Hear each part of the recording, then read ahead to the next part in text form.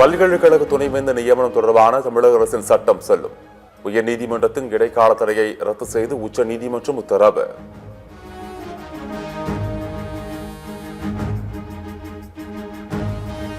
மணிப்பூரில் கடந்த ஓராண்டாக நீடித்த குடியரசுத் தலைவர் ஆட்சி வாபஸ்.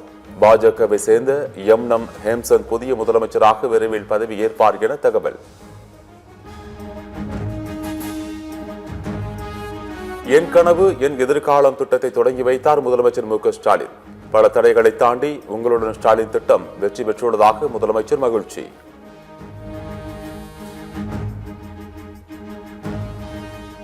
தமிழ்நாட்டின் மீதான வெறுப்பின் வெளிப்பாடே மத்திய பட்ஜெட் என முதலமைச்சர் மு.க. ஸ்டாலின் விமர்சனம். சட்டமன்ற தேர்தலிலும் படுதோல்வி அடைவார்கள் என்பதை தெரிந்தே தமிழ்நாட்டை புறக்கணித்ததாக பேச்சு. 11 ஆண்டுகளா சிறப்பு திட்டங்களை அறிவிக்காம வஞ்சிக்கிறாங்க. ஏன் இப்படி? ஒருவேளை தேர்தல் முன்கூட்டியே அவங்களுக்கு தெரிஞ்சு எப்படியும் துறக்கத்தானே போறோம், இவங்களுக்கு எதுக்கு நிதி ஒதுக்கணும் அப்படி நினைச்சிருக்கலாம். அதான் உண்மைதான். நாம தான் வெற்றி பெற போறோம், அது எந்த மாற்றமும் கிடையாது.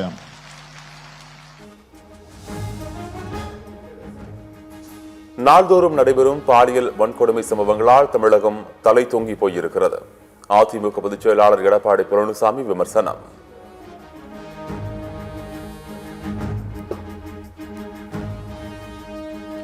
அதிமுகவின் 2ஆம் கட்ட தேர்தல் அறிக்கையில் மேலும் 5 வாக்குறுதிகளை அறிவித்தார் எடப்பாடி பழனிசாமி. கல்விக்கடன் தள்ளுபடி, முதியோர் உதவித்தொகை 2000 ரூபாய், ஆண்டுக்கு 3 கேஸ் சிலிண்டர் இலவசம் உள்ளிட்ட வாக்குறுதிகளை அள்ளி வீசினார்.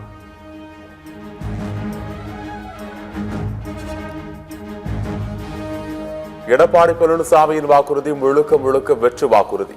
ஊரக வளர்ச்சித்துறை அமைச்சர் ஐ. பெரியசாமி விமர்சனம்.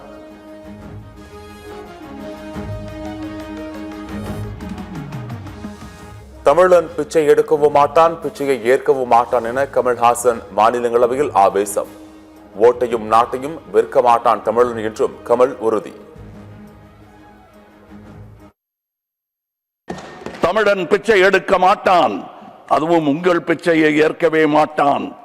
தங்கச்சி, ஓட்டையும் நாட்டையும் இந்த கமலஹாசன் விற்கவே மாட்டான். தாவேக தலைவர் விஜய் கருப்பு பணத்தில் ஊதியம் வாங்கினார் என்பதை நிரூபிக்க முடியுமா? முன்னாள் அமைச்சர் திண்டுக்கல் சீனிவாசனுக்கு தாவேக நிர்வாகி செங்கோட்டையன் சவால்.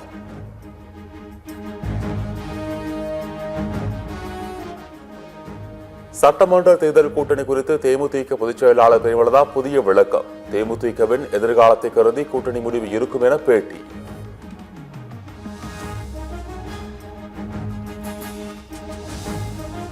இந்தியா கூட்டணி வலிமையாக உள்ளதால் பட்ஜெட்டில் தமிழ்நாடு புறக்கணிப்பு. பாஜக அதிமுக கூட்டணிக்கு மக்கள் பாடம் புகட்டுவார்கள் என தமிழக காங்கிரஸ் தலைவர் செல்வ பெருந்தகை பேட்டி.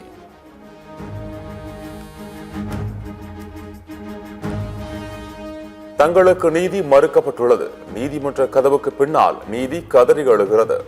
எஸ்ஐஆருக்கு எதிராக மேற்கு வங்க முதலமைச்சர் மம்தா பானர்ஜியை உச்ச நீதிமன்றத்தில் ஆஜராகி நேரடி வாதம்.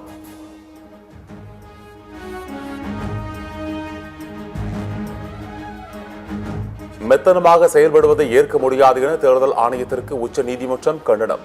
மம்தா பானர்ஜி குற்றச்சாட்டிற்கு 2 நாட்களில் பதிலளிக்க தேர்தல் ஆணையத்திற்கு உத்தரவு.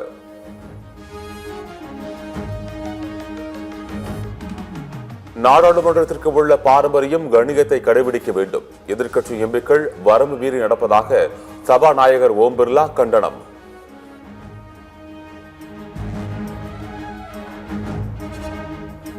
ஒன்றுமில்லாத புகாரில் அஜித் குமாரை அடித்து கொன்றதை நினைத்தால் மனசு பதறுகிறது. காவல்துறையினருக்கு பாடம் புகட்டாமல் விடமாட்டேன் என நீதிபதி ஸ்ரீமதி காட்டம்.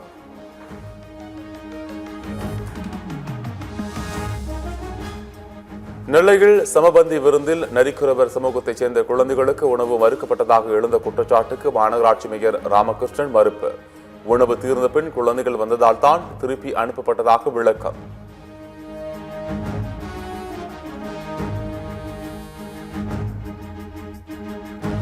நிலவில் உள்ள மாதிரிகளை சேகரித்து ஆராய்ச்சி மேற்கொள்ளும் விதமாக சந்திரயான் 4 ஏவப்பட உள்ளது.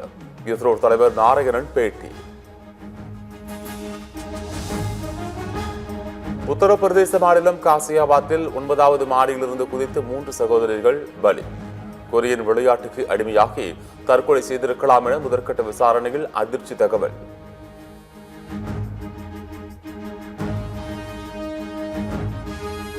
பாகிஸ்தான் பாதுகாப்பு படைகள் பலவீனமாக இருப்பதாக அந்நாட்டின் பாதுகாப்புத்துறை அமைச்சர் காஜா ஆசிப் ஒப்புதல். பலூச் கிளர்ச்சியாளர்கள் நடத்திய தாக்குதலில் 200க்கும் மேற்பட்டோர் உயிரிழந்த நிலையில் அமைச்சர் அறிவிப்பு.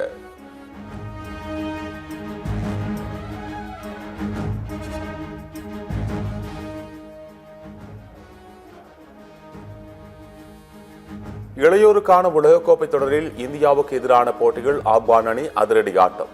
பைசல் உஜேருல்லாவின் அதிரடி ஆட்டத்தால் இந்திய அணிக்கு 311 ரன்கள் இலக்கு.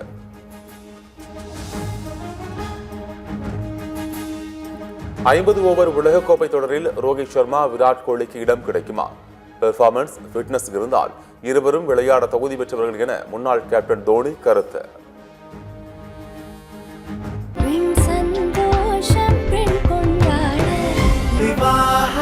மணப்பெண்ணின் பிரத்யேகமான திருமணம் விவாஹா தி சென்னை சில்க்ஸ்.